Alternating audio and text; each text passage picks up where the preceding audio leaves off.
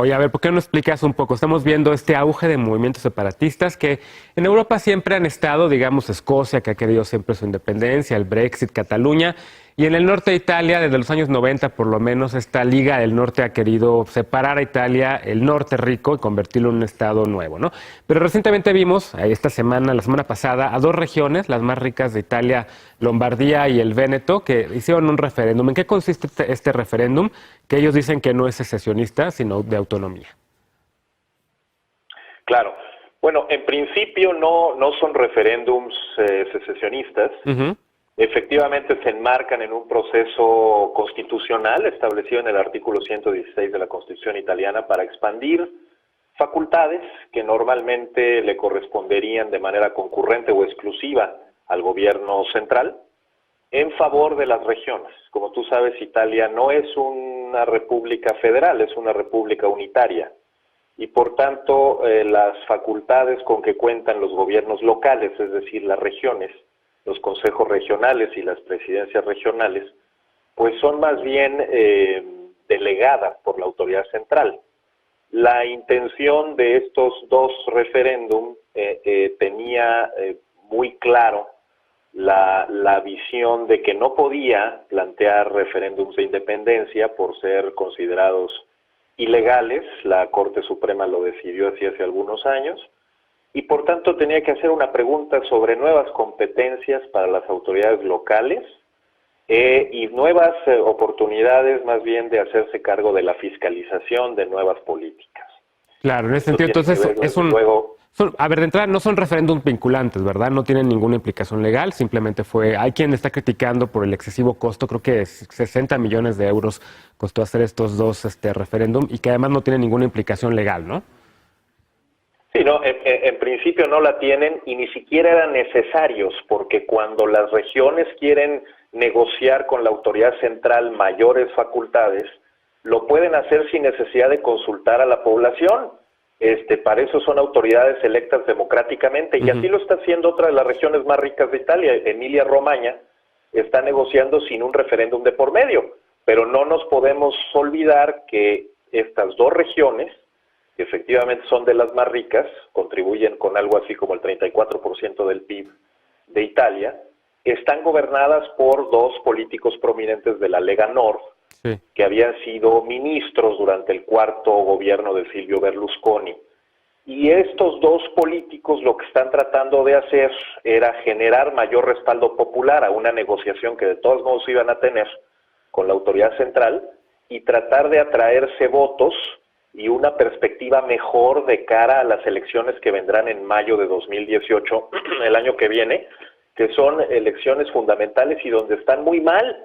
La Lega Nord está en una posición bastante lejana, por ahí de la sexta fuerza política, y por tanto, pues supongo que es parte, todo el mundo aquí lo especula, de una estrategia de campaña, más que de una propuesta seria de independencia que no está ni siquiera formalizada y que está cada vez más lejos, dada esta transformación también del partido por uno mucho más acomodado al sistema político italiano y la realidad, ¿no? Lo plausible en Italia en este momento.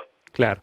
Entonces, hablas, digamos, de esta preocupación que hay además también de cara a estas elecciones que vienen y de cómo está hoy la Liga Norte. Pero hay también otro movimiento que está precisamente en el centro de Italia, el movimiento Cinco Estrellas, en donde Roma ya gobierna la ciudad tal vez más importante de Italia, que también de ciertos sentidos le hace guiños a la Liga del Norte en su ideología y en sus plataformas, ¿no?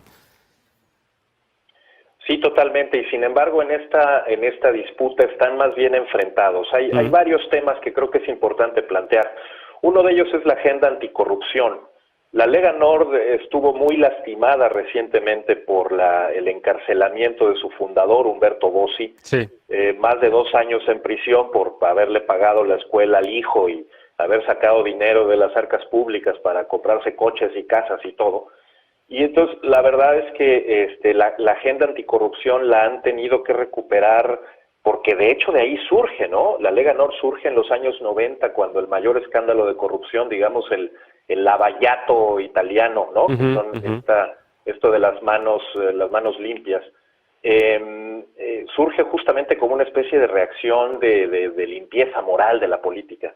Y lo que vienen diciendo es que a lo mejor no se trata de dejar de enviar ayuda al sur, que al final de cuentas esa es un poco la oferta de campaña de la Lega Nord, sino dejar de hacerlo vía Roma, porque recordando a Umberto Bossi, estamos hablando de la Roma ladrona, ¿no? Sí. Que es esencialmente corrupta y que incluso nos separa a los italianos del norte y del sur arbitrariamente porque les llega incluso a ellos mucho menos dinero del que les mandamos. Por lo tanto, ahí creo que hay un enfrentamiento importante, dado que las 5 estrellas están detrás de un gobierno en Roma que está tratando en principio de tomar esa agenda anticorrupción, pero no necesariamente con mucho éxito, ¿no? Claro.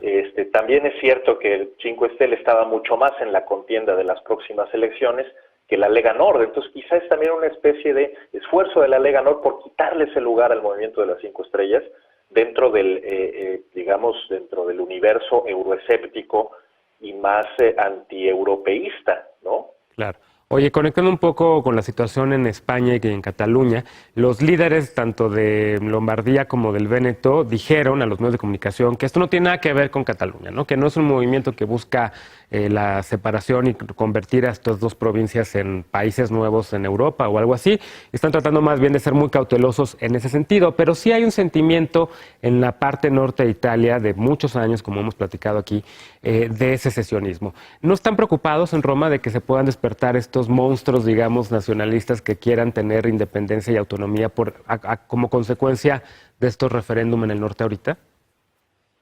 Sí, tienes toda la razón. En principio, la determinación actual de las autoridades en Lombardía y el Véneto es decir, bueno, por ahora no. Por ahora estamos realmente buscando autonomía. Sí. Pero por ahora es muy relativo, dado el posicionamiento mismo de qué facultades quieren aumentar. Un asunto absolutamente central es que ambos han dicho que necesitan recuperar mayores facultades en materia de inmigración, lo cual hace sentido con su planteamiento político y programático para las elecciones que vienen y que ha tenido siempre desde los 90, pero que no tiene sentido bajo la Constitución italiana. Esa facultad es del Estado central y apenas tiene algunas actividades concurrentes con las regiones. Por lo tanto, eso podría dar un espacio para un encontronazo fuerte con la autoridad central que en algún momento terminara con una especie de situación pro Cataluña. Claro. Pero por ahora su preocupación me parece que es más mundana y son las elecciones en donde, insisto, su presencia en el sistema político italiano se estaba difuminando cada vez más y a lo mejor esta es una manera en que han encontrado para recuperarlo. Estamos hablando del exministro del Interior, claro. El actual presidente regional en el Véneto y el exministro de Agricultura, el actual presidente de la región de Lombardía, de Berlusconi. Entonces, claramente están en un carril mucho más de astucia y estrategia política partidista que en un asunto a la catalana.